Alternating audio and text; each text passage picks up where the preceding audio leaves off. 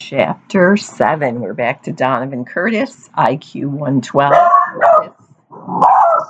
Dogs are saying hello. This chapter is called Unrepaired. The grade glowered at me off the cover sheet of my social studies paper. D minus. Is that graded on a bell curve? I asked Mrs. Shapiro. She was almost sympathetic. No, Donovan, it's just graded. Oh, I wasn't normally grade obsessed, but this really threw me. The thing is, I had no chance with the kind of math and science they taught in this place. If I was going to have any prayer at all of hacking it in the academy, I'd have to rock subjects like English and social studies. That's why I was so shocked about the D minus. I'd worked really hard on this paper. Maybe I hadn't aced it by gifted standards, but I figured I'd got at least a B. I would have settled for a C. The teacher sighed. Is there anything you want to tell me? Is something wrong? Something was wrong, all right. When the biggest effort I'd put into a school project since kindergarten pulled a D minus, yeah, it was pretty fair to say something was wrong. She interpreted my silence as an invitation to probe further. At home, perhaps? Well, it's just that I have ADD.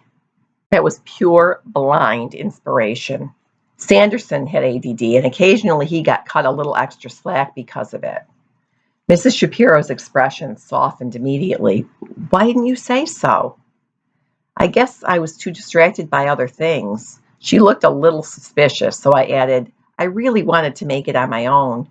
ADD doesn't sound very gifted. That's nonsense, she reassured me. You'd be astounded how often giftedness is accompanied by some sort of learning disability. She handed the paper back to me. Why don't you work on this for another week?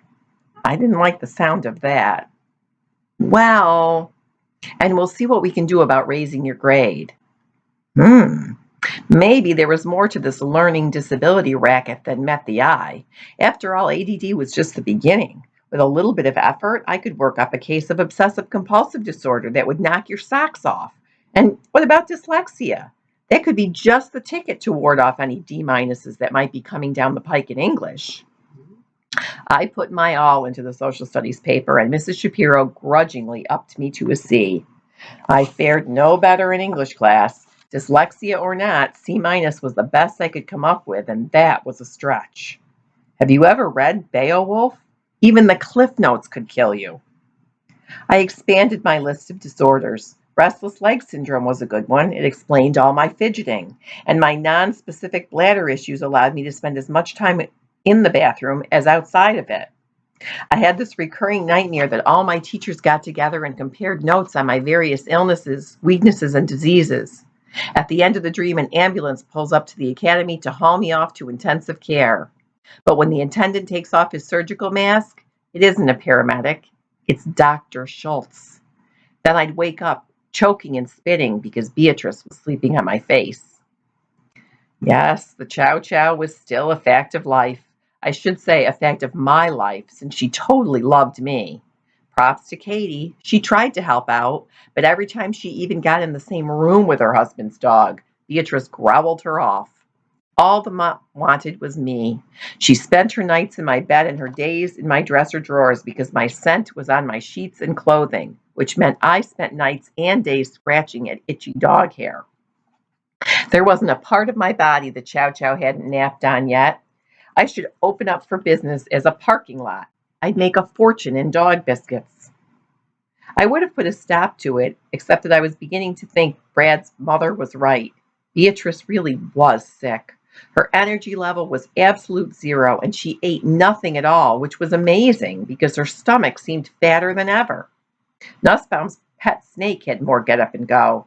When the cold-blooded animals are livelier than the warm-blooded ones, you know you've got a problem. Katie was freaking out. If anything happens to Beatrice, Brad's going to drive his M1 halfway around the world and run me over. Not a good idea, I told her. You're a pretty big speed bump. We wouldn't want to owe the Marines a new tank. Poor Katie. Her belly was expanding, her butt was widening, her ankles were thickening, and her varicose veins looked more like a road map every day. She was almost as big a mess as Beatrice, except that Katie hadn't started peeing on the floor. This unpleasant surprise came in the form of a warm puddle on the carpet as I made my way downstairs for breakfast. "That mutt has got to go," I howled, hopping on the steps, pulling off my soggy sock. My dad grinned at me from the front hall. "Is that how you support our troops? By evicting their pets?" "I don't want to live in a Chow Chow's toilet," I complained. He laughed appreciatively. "Good thing you went to charm school before you got picked for the academy." Even Dad cut me a little slack these days. No wonder the gifted kids were different. They lived in a bubble. I'm going to pick up a carpet steamer on my way home from work this afternoon. Change your socks. I'll give you a ride. Outside, my eyes were drawn to the new bumper sticker on Dad's car. "Proud parent of an honor student at the Academy for Scholastic Distinction." "I'm not an honor student," I managed understatement of the year. "I just go there." He was unperturbed. "Everybody's an honor student at that place. It's an honor just to walk in the door. We're all proud of you, Donnie. Your mother and me, Katie."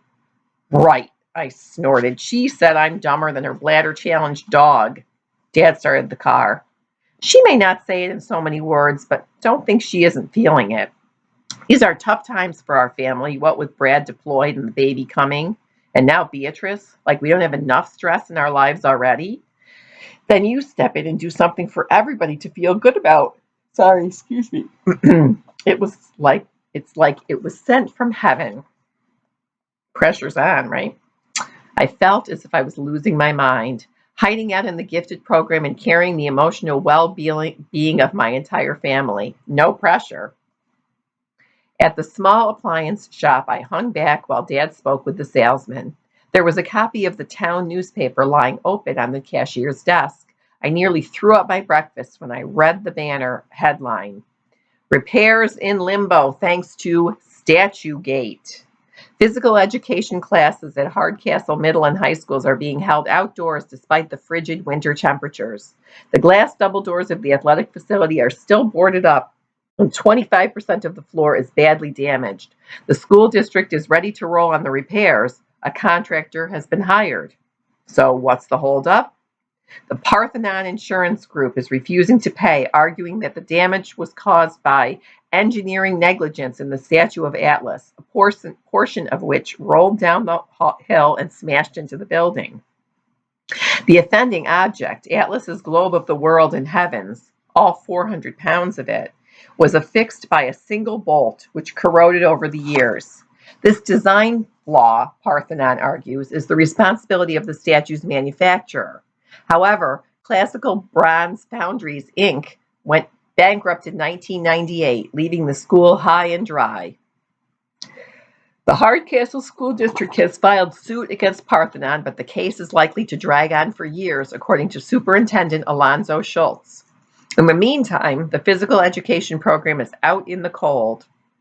All varsity basketball home games have to be relocated, and even the middle school's annual Valentine's dance will take place somewhere else. Dr. Schultz holds out little hope for an early resolution unless he can track down a person of interest in the case. Yikes. If the insurance company stiffed the school district, would this person of interest have to pick up the tab? "It wasn't my fault," Schultz cheaped out and bought a bum statue from a company that went bankrupt. Classical Bronze Foundries probably tried to save a few bucks on bolts and had to pay it all back 100 times over in lawsuits. But I'll bet our superintendent was the only genius who put his Atlas at the top of a hill overlooking a breakable gym. With a sinking heart, I watched Dad haggling with the salesman, trying to save every penny. We weren't poor, but money was tight, especially with an extra mouth to feed, Katie, and a baby on the way.